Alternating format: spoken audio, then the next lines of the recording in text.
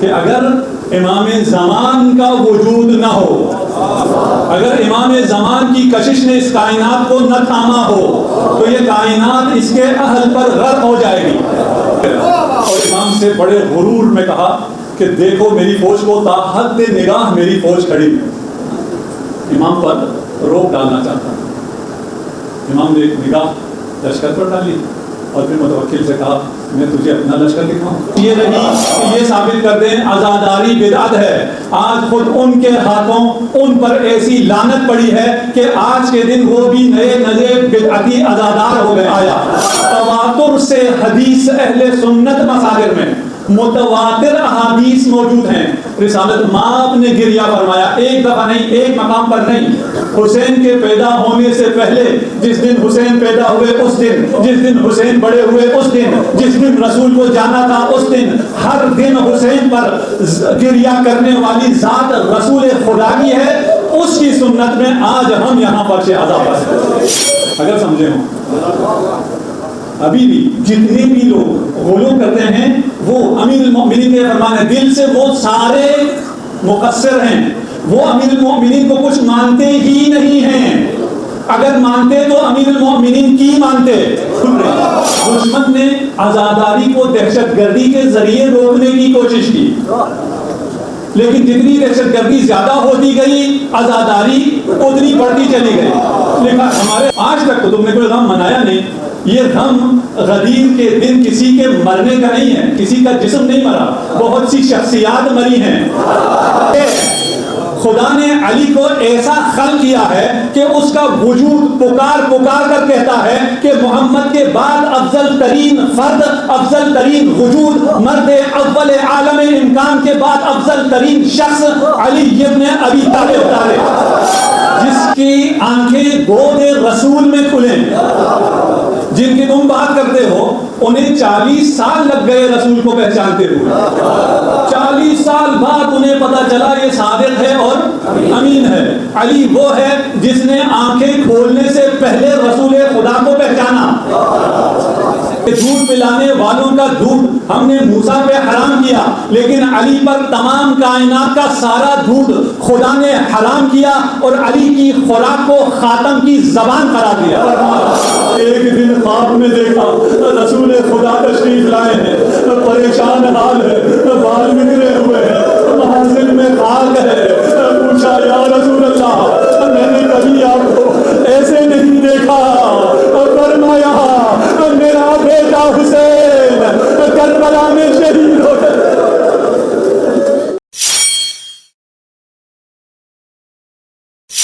یہ کائنات خدا نے خلق کی، اس کائنات کو حرکت میں رہنے کے لیے خلق کیا۔ اس کائنات میں اس زمین پر بسنے والے بہت سے لوگ یہ سمجھتے ہیں کہ ہم یہاں سکون کے لیے آئے ہیں۔ یہ سکون کی جگہ نہیں ہے، یہاں جس چیز کو سکون آ جائے اسے موت آ جاتی ہے۔ یہاں مسلسل حرکت میں رہنا ہے، مسلسل ہدف کی طرف بڑھتے چلے جانا ہے، مسلسل ایک کاروان میں رہنا ہے۔ اس کاروان کو جو مقصد تک پہنچتا ہے اسے کاروان حسینی کہتے ہیں۔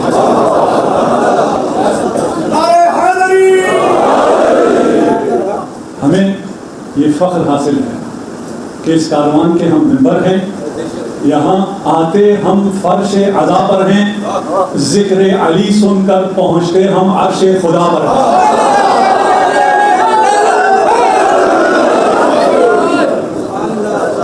اس کائنات کو چلنے کے لیے کشش کی ضرورت ہے۔ کشش کے بغیر یہ کائنات جاری و ساری نہیں رہ سکتی۔ انسان نے جب ترقی کرنا شروع کی تو اسے سب سے پہلے کشش ثقل کا پتہ چلا، زمین کی گریویٹی کا پتہ چلا، اور وہ یہ سمجھا کہ اسی کشش نے سب چیزوں کو تھامے رکھا ہوا ہے۔ علم نے اور ترقی کی تو اسے سولر گریویٹی کا علم ہوا کہ اس کائنات کو سورج نے تھامے رکھا ہے۔ اپنی جہالت کا جب اندازہ ہوا تو پتہ چلا اس کائنات میں سورج کی حیثیت ہی کوئی نہیں ہے، یہ کائنات بہت عظیم ہے، یہ لولا لما خلقت الافلاق کی حدیں بہت زیادہ آگے تک ہیں، اسے ایک سورج کی کشش اپنے اندر سمو نہیں سکتی. تو کوانٹم گریویٹی کا تھیوری سامنے آ گئی. جب کائنات اور کہکشان اور گلیکسیز کی وسعتوں کو دیکھتا چلا گیا تو یہ کشش بھی کم پڑ گئی. پھر بلیک ہول کی تھیوری سامنے آ گئی، ایسی کشش جس سے نور بھی نہیں گزر سکتا، اور اگر گزر گیا تو اس عالم سے نکل کر کسی اور عالم میں پہنچ جاتا ہے. اب سمجھ میں آیا کہ فرش عزا پر سیاہ پوش ہو کر عرش خدا کا سفر کرنے یہ عزادار یہاں جمع ہیں. یہ مادی کشش کی بات ہے، جبکہ یہ دنیا مادی نہیں ہے. اس دنیا میں مادہ بہت کم ہے. مادہ میٹر ایلوشن ہے ہی نہیں. کیسے ہے ہی نہیں؟ یہ ہاتھ تو میرا مادی ہے، مجھے جو کچھ نظر آتا ہے وہ مادہ ہے. جو آپ کو نظر آتا ہے اس مادے کی مقدار اگر میں آپ کو بتاؤں، اگر ایک ایٹم کو، میرے بچوں کے لیے، اگر ایک ایٹم کو انلارج کریں، اس کے نیوکلس کو ایک سیل کے برابر کر دیں، اس سے جو نزدیک ترین الیکٹران ہوگا اس کا فاصلہ یہاں سے وہ ہے جو میں نے ابھی اگلی مسجد جا کے پڑھنی ہے. یہاں سے 2 کلومیٹر دور میں نے کمیٹی چوک جا کے اگلی مسجد پڑھنی ہے. مادہ اتنا ہے، باقی سارا اسپیس ہے، باقی سارا فضا ہے، باقی ساری معنویت ہے. مادہ تو صرف اتنا سا ہے، نہ ہونے کے برابر ہے. اگر آپ اس کو تصور کریں، ایک دنیا ہو، ایک جگہ ہو جہاں ایک مادہ یہاں پڑا ہو اور ایک قطرہ وہاں کمیٹی چوک پر 2 کلومیٹر دور پڑا ہو، اور اس کا سائز بھی نمک کے ایک دانے کے برابر ہو. اس دنیا میں مادہ تو ہے ہی نہیں. یہ جو مادہ نظر آ رہی ہے illusion ہے، اس کی کوئی حقیقت نہیں ہے. بس جو کشش چاہیے جس نے اس کائنات کو مادی و ماورائے مادہ سنبھال رکھا ہے، وہ یہ کشش نہیں ہے. وہ کشش ہے جس کے لیے رسول خدا نے فرمایا لولا الحجہ لساخت الارض علی اہلہا. میری توقع تھی آپ عربی سمجھ جائیں گے. مجالس میں اتنا کیجیے کہ عربی سمجھ جائیں کہ اگر امام زمان کا وجود نہ ہو، اگر امام زمان کی کشش نے اس کائنات کو نہ تھاما ہو تو یہ کائنات اس کے اہل پر غرق ہو جائے گی. جس کشش نے اس کائنات کو قائم رکھا ہوا ہے وہ امام زمانہ عجل اللہ فرجہ الشریف کی طاقت ہے. اس کائنات میں جو ہمیں نظر آتا ہے اور جو ہمیں نظر نہیں آتا ہے اس بہت فرق ہے. آج کل کے بچوں میں تو آسان ہو گیا، ایک نظر نہ آنے والے کورونا نے سب کے چہروں پہ ماسک لگوائے. نظر نہیں آتا. جو پہلے کہتے تھے نظر نہ آنے والی چیز کو ہم نہیں مانتے، وہ سب کہتے ہیں ماسک لگایا کرو، ایک نظر نہ آنے والی چیز تمہاری جان لے لے گی. اب تو یہ باتیں بہت آسان ہو گئی کہ جو نظر آتا ہے وہ کم ہے، جو نظر نہیں آتا ہے وہ زیادہ ہے. امام ہادی علیہ السلام سامورا میں تشریف فرما ہیں. متوکل نے انتظام کیا، اپنے لشکر منگوائے پورے مملکت سے، اور میدان میں اپنے لشکر کو کھڑا کیا تمام زرہ اور ساز و سامان کے ساتھ. پھر اس وقت گھوڑے، نیزے، تلواریں جو بھی ہو سکتا، اور ایک بڑا پلیٹ فارم بنایا. اس پلیٹ فارم پر امام کو لے کر گیا اور امام سے بڑے غرور میں کہا کہ دیکھو میری فوج کو، تا حد نگاہ میری فوج کھڑی ہے. امام پر روک ڈالنا چاہتا. امام نے ایک نگاہ لشکر پر ڈالی اور پھر متوکل سے کہا میں تجھے اپنا لشکر دکھاؤں. تیرا لشکر تو میں نے دیکھ لیا، میں تجھے اپنا لشکر دکھاؤں. اس نے پوچھا امام آپ کا بھی کوئی لشکر ہے؟ کہا آسمان کی طرف نگاہ کر. متوکل نے جب آسمان کی طرف دیکھا، تا حد نگاہ آسمان میں فرشتے تھے، سب کے ہاتھوں میں کمان، تیر کا رخ متوکل کی طرف.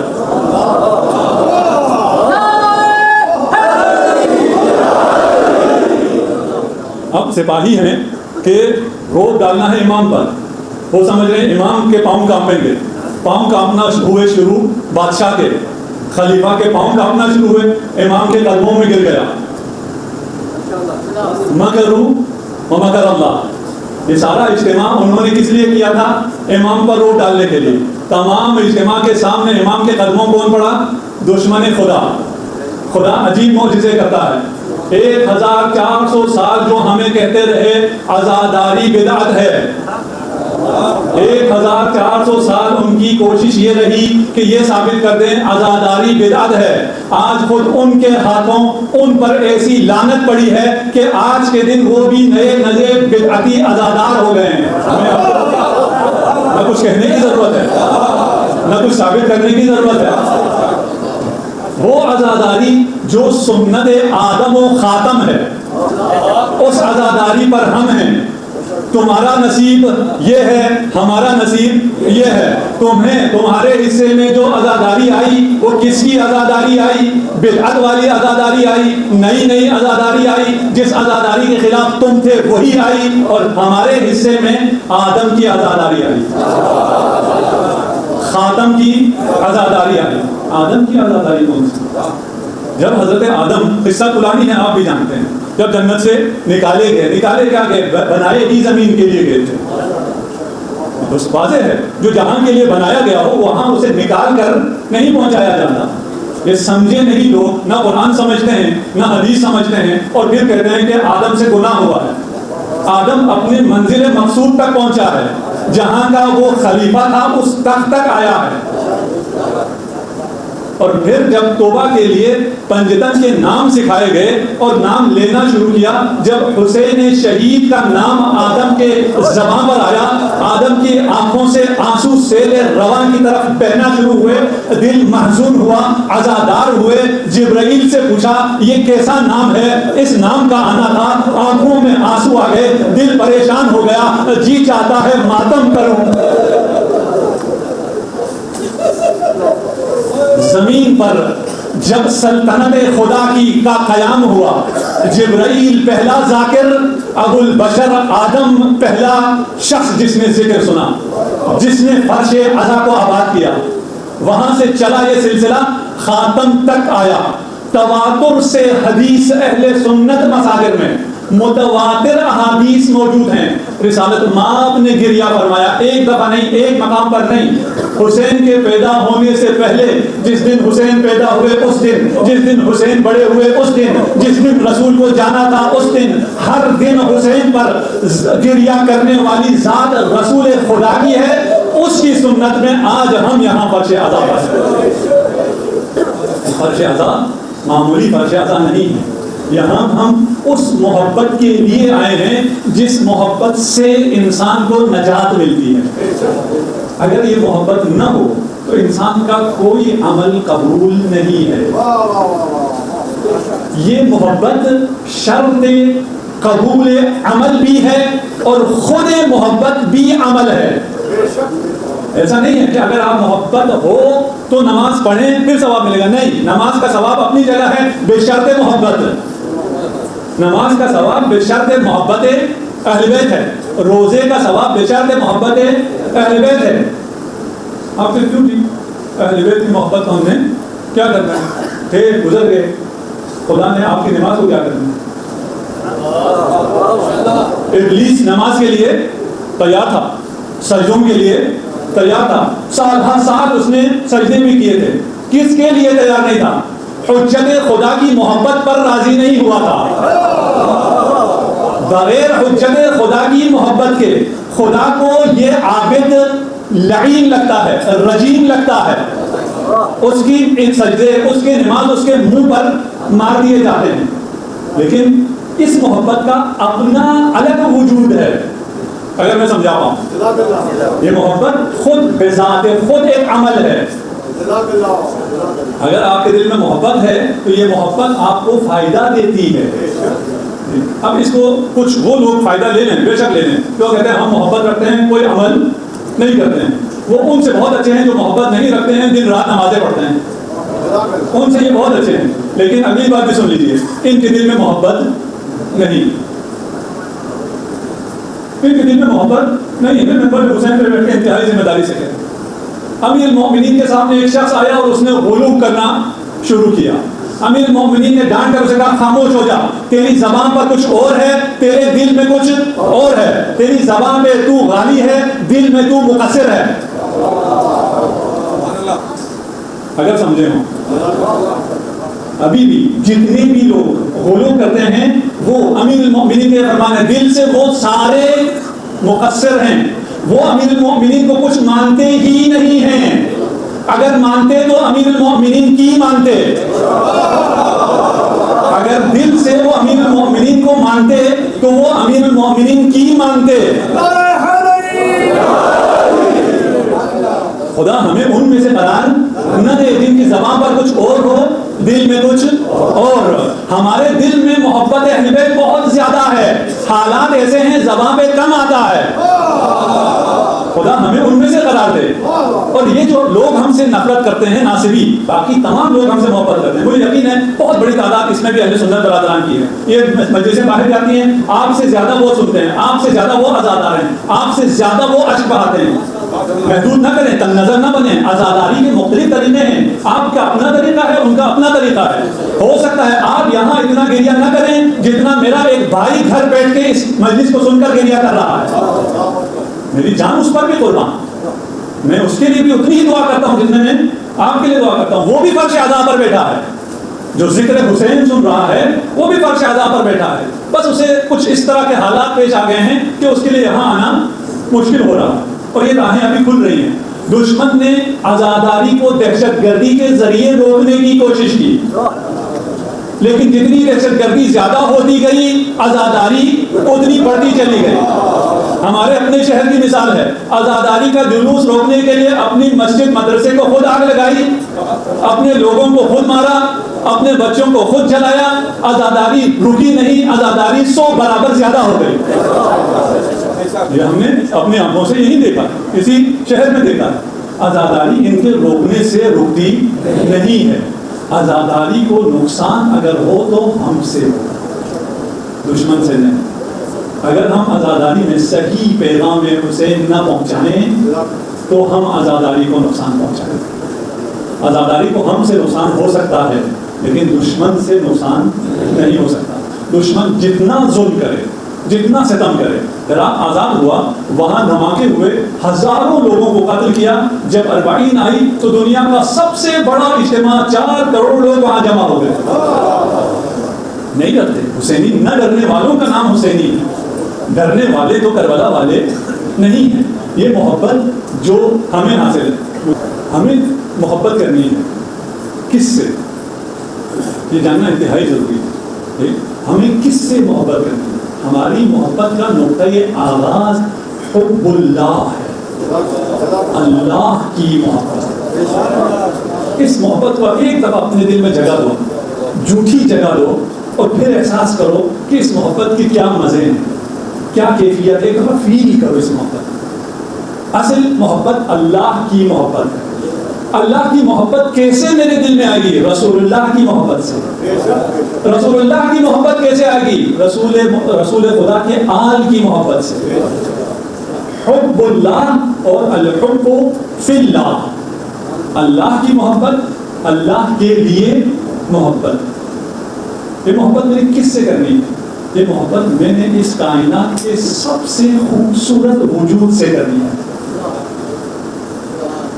اس شخص سے کرنی ہے جس کا نام علی ہے, جس کا کردار علی ہے, جس کا وجود علی ہے, جس کی شخصیت علی ہے, جس کی سخاوت علی ہے, جس کی شجاعت علی ہے, جو ہر فن میں علی ہے.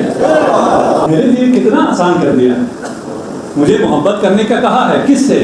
انتہائی خوبصورت وجود سے, جسے دیکھتے ساتھ محبت ہو جائے, اس سے محبت کا حکم ہے. اس محبت کے لیے حکم کی ضرورت ہی نہیں ہے. ذرا اپنے آنکھوں سے حجاب ہٹا دے, تجھے محبت ہو جائے گی.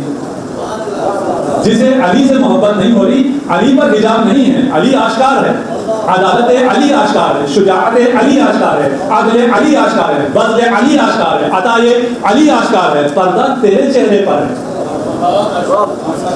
اگر کوئی حدیث نہ ہوتی امامت امیر المومنین, کوئی آیت بھی نہ ہوتی, ابھی وقت آ گیا, میں نام نہیں لے رہا, نہ حدیث کا نہ آیت, آپ کے پیش نظر ہے. سینکڑوں حدیث, سینکڑوں آیت امامت و خلافت بلا فصل امیر المومنین پر قائم ہے. ہم قرآنی دلیل رکھتے ہیں, ہم سنت سے دلیل رکھتے ہیں. جب ہماری دلیل کا مقابلہ نہیں کر سکتے تو وہ غدیر کے دن کسی کو مار دیتے ہیں. جب دلیل کا دلیل سے مقابلہ نہیں ہو سکتا تو دلیل کے مقابلے میں کسی کو مار دیتے ہیں. اس کے چند دن بعد مباحلہ آ گئی. جب ہم نے مباحلہ کا بیان شروع کیا تو جو ابھی شاید ہم یہاں آرے ریکارڈ کر رہے تھے وہ کہہ رہے ہیں آج یہ کس کو ماریں گے, کس کو مارو گے؟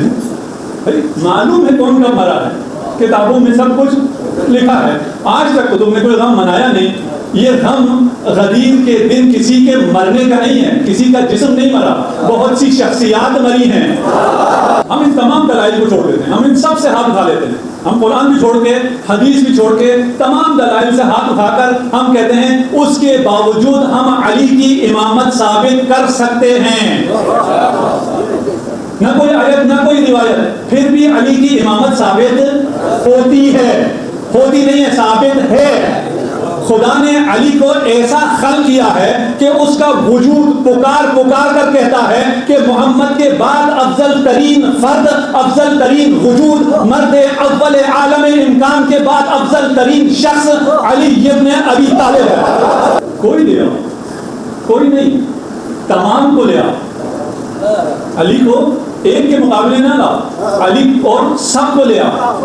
سب بھی صرف اس دور کے, اس دور کے نہیں, ایک محمد کو چھوڑ کر پوری کائنات لے آؤ.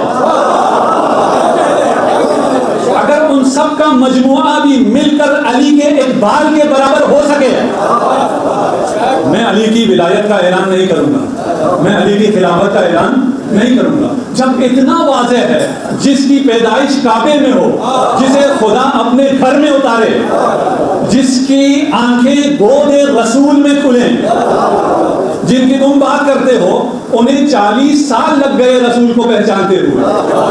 40 سال بعد انہیں پتا چلا یہ صادق ہے اور امین ہے.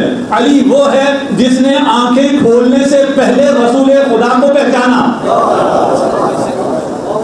آنکھیں نہیں کھولی جب تک رسول کی گود میں نہیں آ گئے. علی وہ ہے جس کی خوراک دودھ نہیں ہے, کسی مرضعہ کا دودھ نہیں ہے. موسیٰ کے لیے کہا وَحَرَّمْنَا عَلَيْهِ الْمَرَاضِعَ کہ دودھ پلانے والوں کا دودھ ہم نے موسیٰ پہ حرام کیا, لیکن علی پر تمام کائنات کا سارا دودھ خدا نے حرام کیا اور علی کی خوراک کو خاتم کی زبان قرار دیا.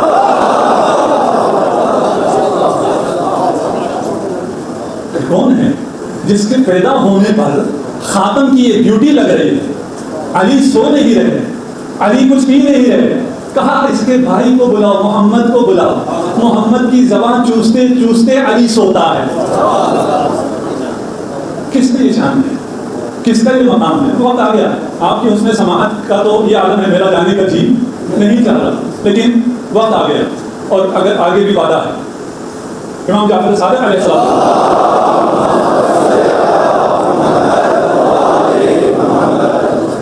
ارشاد فرما رہے ہیں من بکا وابکا عشرہ فلہو ولہم الجنہ. اگر کوئی شخص روئے اور 10 افراد کو رلائے تو 10 افراد پر بھی جنت واجب, رلانے والے پر بھی جنت واجب, مفت جنت ملتی. آپ کو مفت مل رہی ہے, لیکن حسین نے بہت بڑی قربانی کی, بہت عظیم قربانی.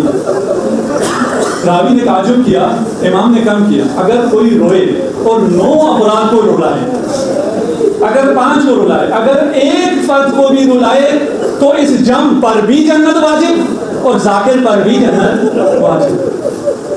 جب راوی نے تعجب کیا تو امام نے جملہ بدل دیا, جنہیں رونا نہیں آ رہا ان کو بھی شامل کیا. من بکا وابکا او تباکا, یہ عربی سمجھ لیں, جو روئے رلائے یا ایسا کرے کہ اگلے رونے کی شکل بنائے, اگلے اپنا ہاتھ سر پر رکھ لیں,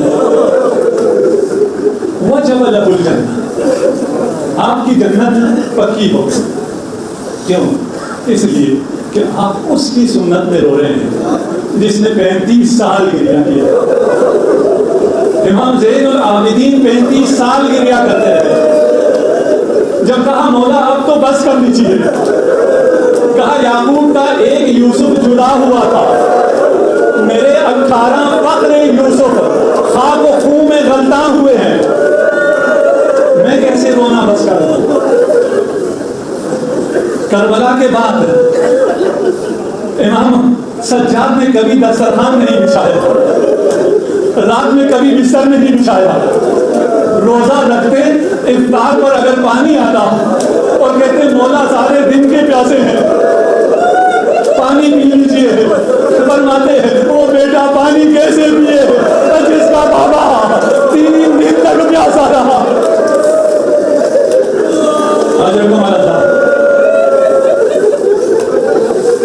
इन गिरिए की सदाओं पर इमाम जाफर सादिक दुआएं देते हैं, अल्लाहुम्मा अरहम तिलका सरक़तिल लती लना। ये जो आवाजें बुलंद होती हैं तो खुदा इन बुलंद आवाजों पर अपनी रहमत का नुज़ूल फरमाए। ये हुसैन पर रोती हैं, ये जो आंसू गिरते हैं ये कितने कीमती हैं। ज़हरा अपना रुमाल लेकर आती है, आपके आंसुओं को जमा करती है। ये रोने के अय्याम न जाने फिर हमें मिले हैं या न मिले। पिछले साल बहुत लोग इस वर्ष अज़ा पर बैठे, आज यहाँ नहीं है। खुदा उन्हें जवाब जनाब सैयदा इनायत फरमाए। खुदा ने ये तौफीक दी है इस मुहर्रम दिल खोल कर रोना और रोने में तकल्लुफ न करना। जनाब सैयदा को पुरसा देने में क्या शर्माना, जब जनाब सैयदा जनाब सैयद शुहदा के लिए ऐसा गिरिया करती है बुलंद आवाज। उम्मे सलमान ने जब खुदा हाफिजी की इमाम हुसैन ने तो उम्मे सलमान ने कहा कि बेटा करबला न जाइए, रसूल खुदा से मैंने सुना आपको वहाँ शहीद कर दिया जाएगा। कहा माँ मेरी शहादत की जगह करबला है, लेकिन खुदा का हुक्म है मुझे करबला जाना है।